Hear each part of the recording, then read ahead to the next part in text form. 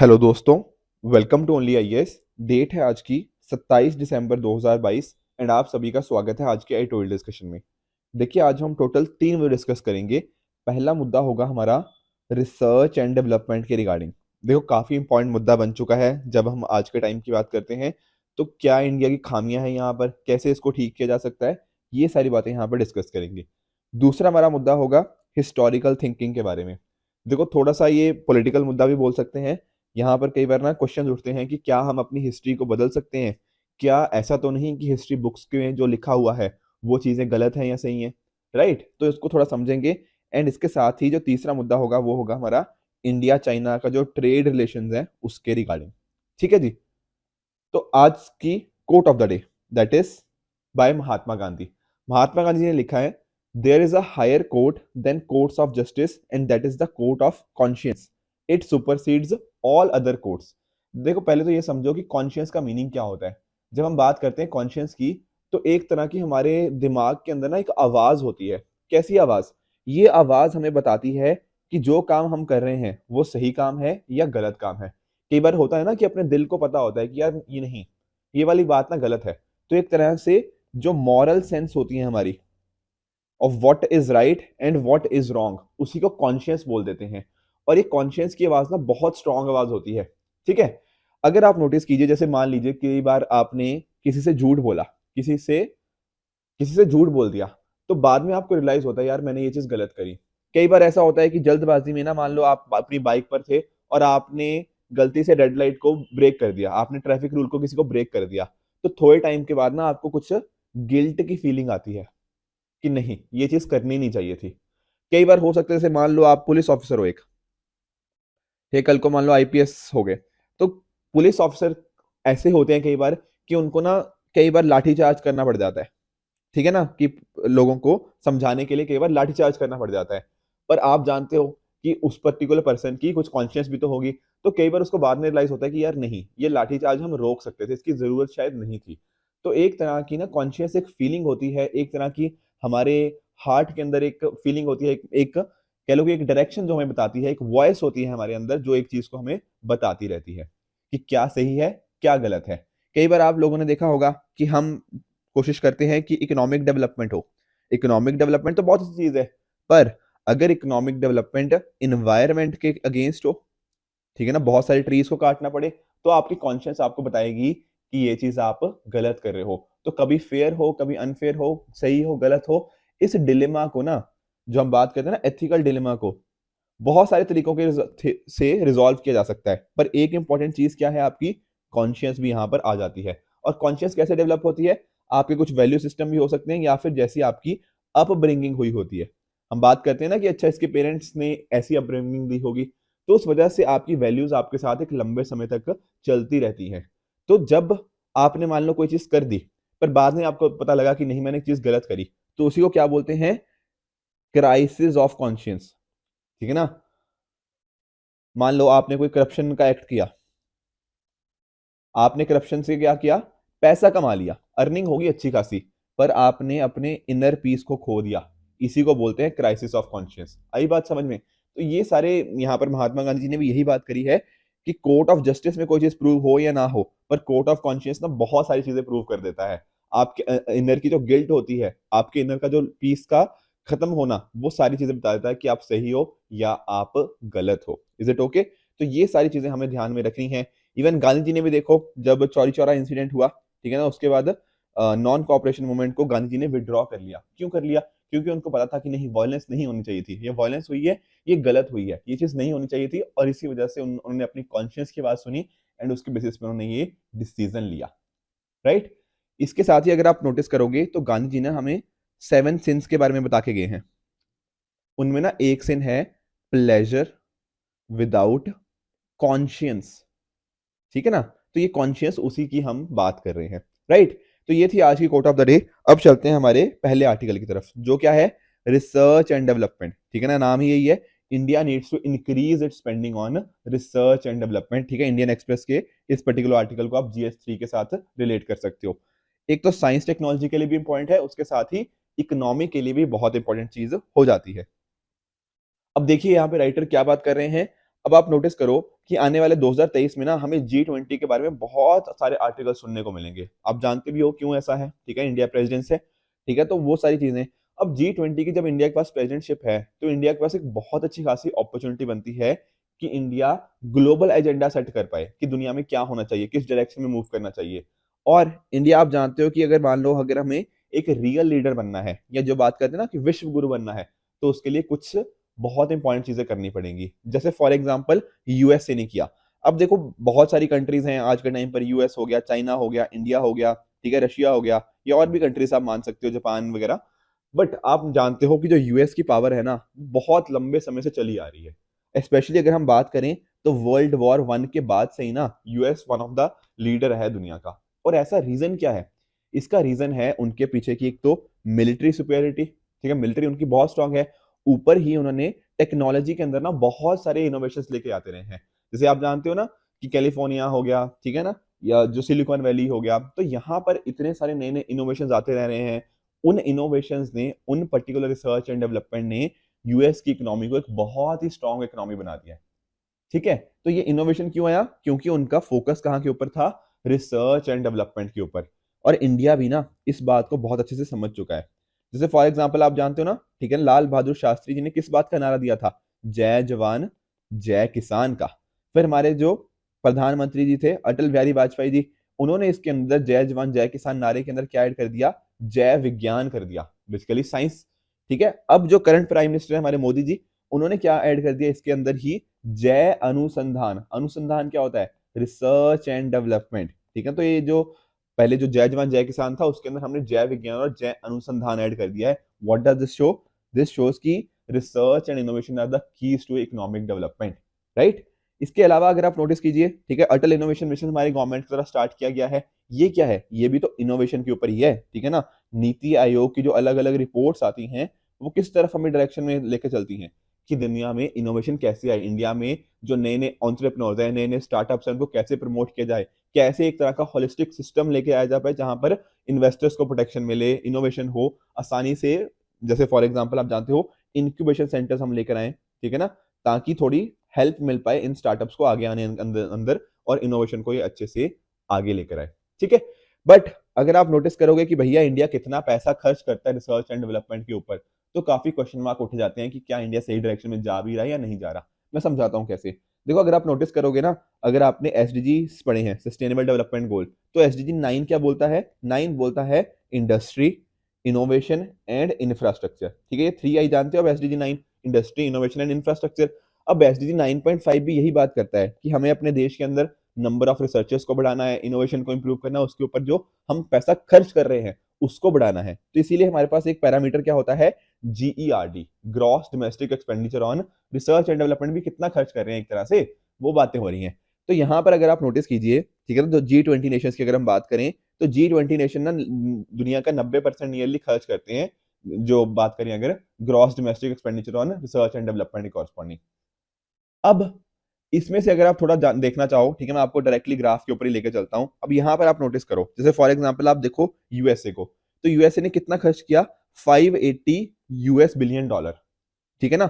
और नियरली कितना परसेंटेज है उनकी जीडीपी का? ये आप देख सकते हो लगभग 3% के आसपास ये नंबर मिल जाएगा, 2.83 टू बी वेरी स्पेसिफिक।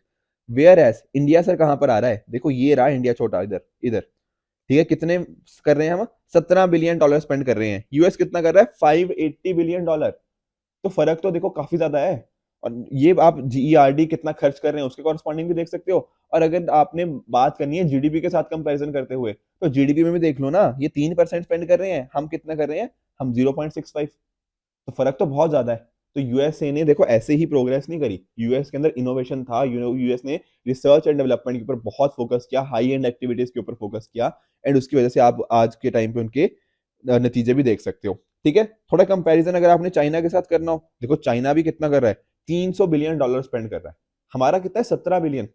तो बहुत ज्यादा फर्क है। देखो चाइना को भी अगर हमें बीट करना है ना, तो ये स्पेंडिंग हमें लेके आनी पड़ेगी। वो भी अपनी 2% से भी ज्यादा का स्पेंड कर रहे हैं यहाँ पे, ठीक है। तो ये नंबर्स आपको क्लियरली दिखाएंगे कि इंडिया काफी पीछे है इन सभी नंबर्स के कॉरस्पॉन्डिंग। वेयरएस कंट्रीज आप देख लो, South Korea, Japan, Germany, USA, France, China, European Union, ये सारी कंट्रीज काफी अच्छा कर रही हैं। और अगर हमें देखो future is all about innovation, आप भी जानते हो इस चीज को, तो research and development capabilities India को इंप्रूव करनी ही पड़ेंगी। ठीक है, यही सारे नंबर्स ना, यही सारा डेटा इस ग्राफ को यहाँ पर राइटर ने दिया हुआ है स्लाइड के अंदर, तो वही सारा पॉइंट मैंने आपको ऑलरेडी समझा भी चुका हूँ। ठीक है, तो यहाँ पर राइटर एक बात कर रहे हैं कि देखो हम लोग ना बहुत ज्यादा फोकस करते हैं सब्सिडीज के ऊपर। जैसे फॉर एग्जांपल आप जानते हो इसको रेवड़ी कल्चर भी बोला जाता है। जैसे फूड सब्सिडी हो गया, फर्टिलाइजर सब्सिडी, कुछ फ्यूल सब्सिडी हो गया, फ्री बिजली हो गया। ठीक है ना, पीएम किसान की यहाँ पे राइटर ने बात करी है। पीएलआई स्कीम भी कुछ हद तक आप कह सकते हो कि एक तरह का सब्सिडी ही है। अब अगर मान लो ये सब्सिडीज के से थोड़ा फोकस हम कम करें और मूव करें रिसर्च एंड डेवलपमेंट की तरफ, वो सारा खर्चा देखो यहाँ से जो बचेगा, जैसे मान लो फ्री बिजली दे रहे हैं, अगर फ्री बिजली का जो खर्चा हम कर रहे हैं इसको छोड़कर अगर हम फोकस करें वहां पर रिसर्च एंड इनोवेशन के ऊपर, तो यहाँ पर क्या होगा, ये ना लॉन्ग टर्म कैपेबिलिटीज इंडिया की काफी डेवलप इसके अंदर हो जाएंगी। तो इंडिया को फोकस इन सभी चीजों के ऊपर करना पड़ेगा। देखो टेक्निकली ना बहुत ज्यादा पॉलिटिकल मुद्दे बन जाते हैं ये सारे सब्सिडीज के रिगार्डिंग, तो एक्चुअल में होना क्या चाहिए, हमें थोड़ा इकोनॉमिक्स के ऊपर देखना पड़ेगा कि भैया क्या ऐसी चीज है जो हमारे देश को आगे लेके जाए, और उस देश को आगे लेके जाने के अंदर रिसर्च एंड डेवलपमेंट इनोवेशन का बहुत इंपॉर्टेंट रोल रहने वाला है। इसी तरह से यहाँ पर ना बात करी है इन्होंने रिसर्च इंटेंसिटी की। ठीक है, RI रिसर्च इंटेंसिटी, ये वही है कि जीडीपी के हिसाब से कितना पर्टिकुलर कंट्रीब्यूशन आप कर पा रहे हो। ठीक है ना, तो इंडिया यहाँ पे 20 कंट्रीज जो G20 कंट्रीज है ना, हमने देखा भी उनमें कहाँ पे लाई कर रहा है, उनमें 70वें नंबर पे लाई कर रहा है। बस अर्जेंटीना, मैक्सिको, इंडोनेशिया सॉरी, ये पर्टिकुलर कंट्रीज इंडिया से पीछे हैं। अदरवाइज बाकी सारी countries in percentage of GDP हमारे से बेहतर कर रही हैं। अगर देखो तो आप जानते हो, देखो G20 कंट्रीज बहुत इंपॉर्टेंट है। ठीक है ना, दुनिया की सबसे इंपॉर्टेंट कंट्रीज हैं, अच्छी खासी जीडीपी यहाँ पे आ जाती है। पॉपुलेशन के टर्म्स में भी यहाँ पे चाइना हो गया, इंडिया हो गया, यूएसए हो गया, तो दुनिया की जो मोस्ट पॉपुलस कंट्रीज है वो भी यहाँ पर इंक्लूडेड है। बट इसके अलावा भी कुछ इंपॉर्टेंट कंट्रीज हैं, जैसे यहाँ पे राइटर ने बात करी है देखो इसराइल की। इसराइल अक्सर हम डिस्कशन करते भी रहते हैं। ठीक है, तो इसराइल अगर आप देखोगे ना तो इसराइल G20 में नहीं आता। पर अगर आप नोटिस करो इसराइल ने ना रिसर्च एंड डेवलपमेंट, इनोवेशन, इनके ऊपर बहुत पैसा खर्च किया है। मैं समझाता हूँ, देखो देखो अगर आप याद करो इसराइल और पैलेस्टीन का कॉन्फ्लिक्ट, तो आप देख रहे हो जब से फॉर्मेशन हुई है 1947-48 के कॉरस्पॉन्डिंग, तो यहाँ से जब से फॉर्मेशन हुई है तो इसराइल को ना बहुत ही हॉस्टाइल नेबर्स से सामना करना पड़ा है। ठीक है, डिफरेंट डिफरेंट वॉर्स आप जानते हो, 1967 की जानते हो, फिर 1973 हो गया, उसके अलावा भी वॉर्स वगैरह चलती रहती हैं। चाहे आप बात कर लो इजिप्ट की, बात कर लो जॉर्डन हो गया, ठीक है ना, ऊपर लेबनान हो गया, सीरिया हो गया। तो इस तरह के जब हॉस्टाइल नेबर्स होते हैं ना तो बहुत मुश्किल होता है कंट्री को सर्वाइव करना। पर इसराइल ने देखो सबको धूल चटा रखी है। ठीक है, आप जानते हो हर पर्टिकुलर वॉर में इसराइल जीता ही है। क्यों जीता है, क्योंकि भैया इन्होंने अपने आप को इनोवेशन इतना ज्यादा कर लिया है। ठीक है ना, इतने ज्यादा डिफेंस कैपेबिलिटीज यहाँ पर आप देखते हो, जैसे फॉर एग्जाम्पल लास्ट ईयर हमने आयरन डोम के बारे में सुना। इतनी सारी डिफेंस कैपेबिलिटीज को इन्होंने डेवलप किया है ना, कि इतने सारे नेबर्स होते हुए भी, जो हॉस्टाइल नेबर्स है उसके होते हुए भी इन्होंने हमेशा जीत प्राप्त की है। क्यों, क्योंकि इनोवेशन के ऊपर फोकस था। ऊपर से आप ये रियलाइज करो कि भैया इसराइल के पास ना ज्यादा पानी नहीं है। ठीक है ना, आप जानते हो थोड़ा बहुत ही कम सोर्सेज हैं वाटर के इसराइल के पास, पर तब भी एग्रीकल्चर को उन्होंने वहां पे काफी प्रॉस्परस किया है। क्यों, क्योंकि आप जानते हो प्रिसीजन फार्मिंग। ठीक है, प्रिसीजन एग्रीकल्चर की हम बात करते हैं, या फिर जो हम बात करते हैं माइक्रो इरिगेशन टेक्निक्स की, जैसे फॉर एग्जांपल आप बात कर लो ड्रिप इरिगेशन की बात कर लो। ठीक है ना, आप सभी ये चीज पढ़ते हो इकोनॉमी के अंदर, हमने एग्रीकल्चर के अंदर ये सारी चीजें काफी डिटेल में पढ़ रखी हैं। इनमें इसराइल ने बहुत अच्छा काम किया, ये रिसर्च एंड डेवलपमेंट इनोवेशन, यहाँ पर इसराइल ने बहुत अच्छा काम किया है। इसी वजह से क्या है, इसी वजह से आज वो सस्टेन कर पा रहा है इतना अच्छे तरीके से। अगर आप नोटिस करोगे ना तो कितना पर्टिकुलर हर साल $18 बिलियन वो स्पेंड कर रहा है रिसर्च एंड डेवलपमेंट के ऊपर। अगर आप जीडीपी के साथ कंपैरिजन कर रहे हो तो वो 5% है। देखो यहाँ पर नोटिस करो, ठीक है ना, इवन ना जो G20 कंट्रीज में चाहे साउथ कोरिया जो हाईएस्ट था उसका भी कितना था, 4.5% है। पर इसराइल का दुनिया में सबसे ज्यादा है 5%। यही रीजन है कि वो इतना ज्यादा स्पेंड कर पा रहा है एंड उसके बेनिफिट्स उसको देखने को मिल रहे हैं। हॉस्टाइल नेबर्स के होते हुए भी, वहां के रिसोर्सेज की अवेलेबिलिटी होने के बावजूद भी, this country has done well because innovation and research and development वहां पे काफी अच्छा था। तो इंडिया को भैया क्या करना है, इंडिया को भी यही चीज करनी है कि अगर ग्रोथ चाहिए, कॉम्पिटिटिवनेस चाहिए, तो इनके ऊपर फोकस करना पड़ेगा। स्मॉल एंड मीडियम एंटरप्राइजेस के ऊपर हमें फोकस करना पड़ेगा, आपस में कैसे मिलकर कोलैबोरेट करें। ठीक है ना, साइंस और इंडस्ट्री के लिंकेजेस कैसे बनाएं, यूनिवर्सिटी एजुकेशन को कैसे क्वालिटी करें, इनक्यूबेटर्स ताकि थोड़ा कुछ इनोवेट कर पाएं, थोड़े एक पर्टिकुलर एटमोस्फेयर के अंदर कुछ नई नई चीजें ट्राई कर पाएं। ठीक है, इनोवेशन कैसे होता है, देखो इनोवेशन को हम थोड़ा ट्रायल एंड एरर का ही मेथड है। ठीक है ना, हमने कोशिश करी, नहीं हुआ, फिर दोबारा कोशिश करी। अब जैसे बात कर लो बल्ब की बात कर लो, कितनी बार कोशिश करनी पड़ी है। तो सेम चीज इनोवेशन और रिसर्च एंड डेवलपमेंट के साथ यही चीजें होती हैं। तो इंडिया को भी देखो इसराइल से काफी सारी चीजें सीख सकता है, ठीक है, बाकी और कंट्री से भी हम सीख सकते हैं। अब देखो G20 के अंदर ना एक एंगेजमेंट ग्रुप है साइंस 20। यहाँ पर क्या होता है, हम अलग अलग चीजों को डिस्कस करते हैं कि कैसे साइंस को हम यूज कर सकते हैं सोसाइटी के लिए, कल्चर के लिए, इन्वायरमेंट को कैसे हम फ्रेंडली बना सकते हैं, हेल्थ को कैसे प्रमोट कर सकते हैं। अब इंडिया ना यहाँ पर रिसर्च एंड डेवलपमेंट को कैसे यूज करता है, इस पर्टिकुलर एंगेजमेंट ग्रुप को कैसे यूज करता है, ये डिटरमिन करेगा इंडिया G20 को साइंस की फील्ड में कितना आगे लेकर जा पाया है। ठीक है, तो डेफिनेटली इंडिया ने आईटी के अंदर, डिजिटल वर्ल्ड के अंदर काफी इंपॉर्टेंट रोल प्ले किया है। अब यहाँ पर भी इंपॉर्टेंट रोल प्ले करने की जरूरत है। तभी हम जो बात करते हैं ना कि अमृतकाल जो चल रहा है, गोल्डन एरा, उसको हम अच्छे से काम कर पाएंगे। जो हमारा लक्ष्य है 2047 तक इंडिया को एक डेवलप्ड कंट्री बनाना, तो वो सारी चीजों के पीछे research and development and innovation will be one of the important keys. ठीक है, तो दो चीजें डेफिनेटली आपके मेंस के लिए इस बार बहुत इंपॉर्टेंट है। G20 देखो है ही है, और इसके साथ ही अगर मैं बात करूं, ये रिसर्च एंड डेवलपमेंट हो गया या इनोवेशन हो गया, स्किल्स हो गया, ये सारी चीजें काफी हद तक इंटरलिंक्ड है और यहाँ से भी क्वेश्चन बनने की पॉसिबिलिटी बहुत ज्यादा बढ़ जाती है। राइट, तो ये हो गया हमारा पहला आर्टिकल। दोस्तों, जो हमारा दूसरा मुद्दा है वो रिलेट करता है हिस्टोरिकल थिंकिंग के रिगार्डिंग, और इसको आप जीएस पेपर 1 के इस पर्टिकुलर कंपोनेंट के साथ रिलेट कर सकते हो। देखिए, जैसा कि मैंने आपको बताया, कुछ पॉइंट्स इसमें पॉलिटिकल हैं, तो हम उन पॉलिटिकल पॉइंट्स को ज़्यादा डिस्कस नहीं करेंगे, हम एक न्यूट्रल डिस्कशन करने की बात करेंगे। तो देखो, यहाँ पर राइटर ने स्टार्ट किया है कि काफ़ी बार ना हमारे एक बात करी जाती है कि कुछ हिस्ट्री ना हम डिस्टॉर्ट कर रहे हैं, जो इतिहास है उसको कुछ हद तक बदला गया है, कुछ चेंजेस लेकर आए गए हैं। जैसे फॉर एग्जाम्पल ना, आपको नोटिस कीजिए, ठीक है ना, आप इनके बारे में जानते होंगे, लचित बोरफुकन, ठीक है ना, I might be pronouncing his name incorrectly, I am sorry for that, but आप जानते हो कि ना, ये इन्होंने एक बहुत इंपॉर्टेंट रोल प्ले किया है। ये दरअसल में ना अहोम किंगडम के, ठीक है, जनरल थे।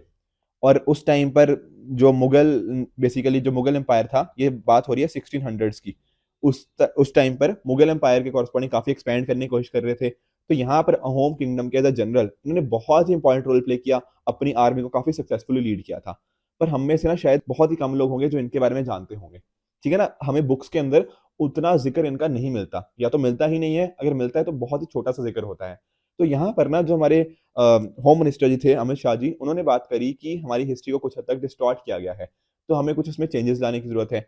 इसी तरह से अगर आप नोटिस कीजिए, हमारी अभी जो पार्लियामेंट्री स्टैंडिंग कमेटी है, ठीक है, एजुकेशन के ऊपर, उन्होंने भी कुछ एक बात करी, ठीक है ना, उन्होंने भी इसी की बात करी कि रिफॉर्म्स लेकर आने चाहिए स्कूल टेक्स्ट बुक्स के ऊपर।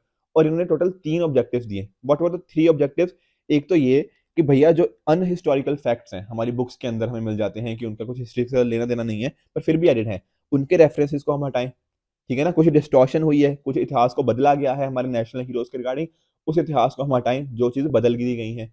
इसी तरह से जो हमारी हिस्ट्री के अलग अलग पीरियड्स हैं, ठीक है ना, उनको इक्वल वेटेज दिया जाए। जैसे फॉर एग्जांपल आप नोटिस कर रहे हो, ठीक है ना, नॉर्थ ईस्ट को हमने बहुत ज्यादा इंपॉर्टेंस नहीं दे रखी, पर नॉर्थ ईस्ट के अंदर भी तो बहुत सारे इंपॉर्टेंट रोल रहा हमारे इंडियन फ्रीडम स्ट्रगल के कॉरस्पॉन्डिंग। ठीक है ना, तो इस तरह से आप देखते हो, या तो किसी पीरियड को या फिर किसी पर्टिकुलर रीजन को उतना इंपॉर्टेंस नहीं दी गई, तो उसको इंपॉर्टेंस दी जाए। तीसरा, हम बात कर रहे हैं कि वुमेन हीरोज के हम रोल को काफी हाईलाइट करें। वैसे देखो काफी सारे रहे हैं, ठीक है ना, बट उतना हम जनरली बात नहीं करते। सिर्फ सरोजिनी नायडू जी का रोल रहा है, रानी गुडेलियो हो गया, ठीक है, अरुणा आसफ अली हो गया, उषा मेहता जी हो गए। तो इस तरह से रोल तो बहुत सभी का रहा है, पर शायद जितना हम बाकी हीरोज की बात करते हैं, उतना शायद वुमेन हीरोज की हम बात नहीं करते। तो इस तरह के काफी सारे रिकमेंडेशन इनके द्वारा दिए गए थे। फॉर एग्जाम्पल, ठीक है, जैसे आप देख लो कि एडटेक को हम कैसे यूज करें, आजकल एडटेक का ही जमाना है, ठीक है, टेक्स्ट बुक्स के अंदर कैसे चेंजेस लिए जा सकते हैं, इनोवेशन हो गया, साइंटिफिक टेम्पर को डेवलप करना, ठीक है, आप जानते हो ये सारी चीजें हमारे कॉन्स्टिट्यूशन में भी जिक्र है इन सभी चीजों का। उसी तरह से कैसे ये जो बुक्स हैं national unity, national integrity, constitutional values को सपोर्ट कर सकती हैं, ये सारी बातें यहाँ पर करी गई। तो देखने में तो देखो इंपॉर्टेंस काफी लगती है, ठीक है, काफी इंपॉर्टेंट सजेशंस दिए गए हैं कमेटी के द्वारा। पर नोटिस करने वाली बात अगर देखोगे, तो एक तो बात यह है कि भैया ये जो कमेटी थी ना, इसमें एक भी महिला नहीं थी। तो ये भी एक क्वेश्चन उठता है कि दरअसल देखो, जो कमेटी बन रही है, अगर आप सोचो उस कमेटी के अंदर सभी कास्ट के, सभी क्लास के लोग होंगे, या डिफरेंट डिफरेंट रीजन्स के बात होगी, या फिर थोड़ी डाइवर्सिटी होगी, तो क्लियरली उनकी रिकमेंडेशन थोड़ी बेहतर आ सकती हैं। पर अगर उस पर्टिकुलर कमेटी में सभी एक जैसे ही लोग हों, ठीक है, उसमें महिला हो ही ना, तो रिकमेंडेशन पे थोड़े क्वेश्चन उठ जाते हैं। इसी तरह अगर बात करें ना IHC, इंडियन हिस्ट्री कांग्रेस की, तो यहाँ पर ना इन्होंने बहुत सारा क्वेश्चन मार्क उठाए हैं। जैसे फॉर एग्जाम्पल आप नोटिस कीजिए, अब देखो यार, हिस्ट्री बुक्स के अंदर क्या चीजें सही हैं, क्या चीजें गलत हैं, ये कौन डिटर्मिन करेगा? क्या ये पॉलिटिशियन डिटर्मिन करेंगे? नहीं, ये डिटर्मिन किया जाएगा हिस्टोरियंस के द्वारा। ठीक है, तो यही बात यहाँ पर इंडियन हिस्ट्री कांग्रेस के द्वारा बोली गई है कि हमें ना ये सारी चीजें देखनी चाहिए। रिकॉग्नाइज जो बहुत फेमस हिस्टोरियंस हैं, जो बहुत ही अच्छे हिस्टोरियंस हैं, उनकी एक एक्सपर्ट बॉडी को देखना चाहिए कि क्या रिफॉर्म्स लाने की जरूरत है। पॉलिटिशियंस क्या होता है ना, कई बार थोड़े पॉलिटिकली मोटिव हो जाते हैं, ठीक है ना, कि कुछ अपने मेनली कि लोगों को खुश करने के लिए बात करी जा सकती है। पर हिस्टोरियंस क्या करेंगे? प्रॉपर रिसर्च करेंगे, उसके बेसिस के ऊपर देखेंगे कि क्या रिफॉर्म्स लाने हैं, क्या गलत है, क्या सही है, इस तरह की बातें। अब यहाँ पर ना राइटर बात कर रहे हैं 2001-2002 की। उस टाइम पर भी ना इस तरह से कुछ कोशिश हुई थी कि कुछ एनसीईआरटी बुक से कुछ चीजें डिलीट कर दी जाएं, ठीक है ना, और उसको चेंज कर दिए थे किसके साथ? बेसिकली कुछ ऐसे चीजों के साथ जिनका हो सकता था कुछ बायस हो। तो ये सारी चीजों को हमें नहीं करना चाहिए। अगर हमें कहीं पे लगता है ना, कुछ हिस्टोरियंस को लगता है, तो उसके ऊपर प्रॉपर रिसर्च हो, उसके बेसिस पे हम चीजें चेंज करें।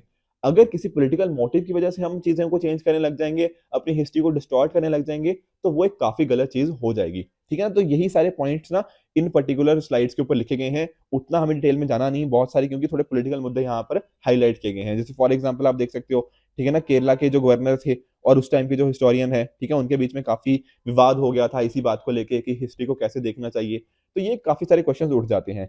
एक प्रोफेसर हैं, प्रोफेसर गैरी नैश जी, ठीक है ना, इनके द्वारा काफी सारे मेथड्स बताए गए हैं कि कैसे हम हिस्ट्री को थोड़ा ना साइंटिफिकली देख सकते हैं, कैसे उसमें हमारे पास क्या मैकेनिज्म होना चाहिए, तो उसकी यहाँ पे राइटर ने बात करी है। ठीक है ना, तो लोगों के अंदर क्या होना चाहिए, लोगों के अंदर एक तरह की हिस्टोरिकल थिंकिंग को डेवलप करने का क्या तरीका होना चाहिए, तो उसके लिए कुछ पॉइंट्स दिए गए हैं। व्हाट आर दोस्त? कि एक प्रॉपर ना क्रोनोलॉजिकल थिंकिंग होनी चाहिए कि पहले क्या आया फिर क्या आया, उस तरह से क्रोनोलॉजी की बात यहाँ पर करी गई है।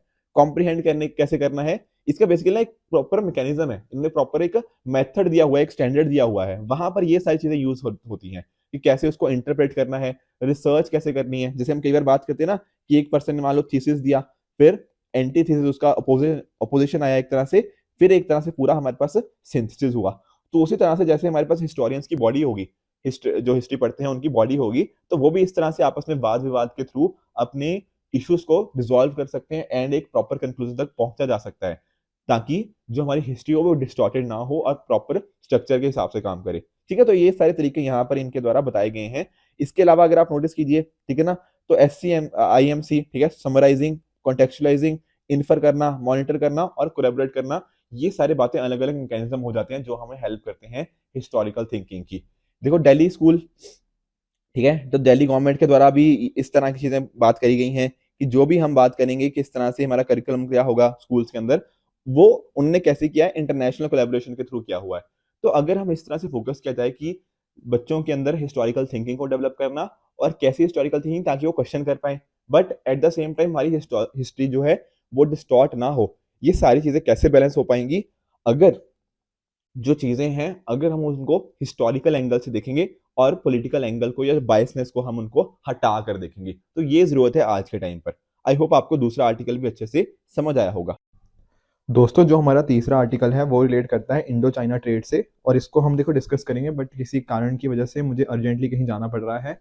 तो व्हाट आई डू इज कि मैं आपके साथ ये वाला आर्टिकल कल डिस्कस कर लूंगा, कल वाले अंदर हम इसको पूरा डिटेल में डिस्कस कर लेंगे। तो friends, this it for this video, keep working hard, good bye and good luck.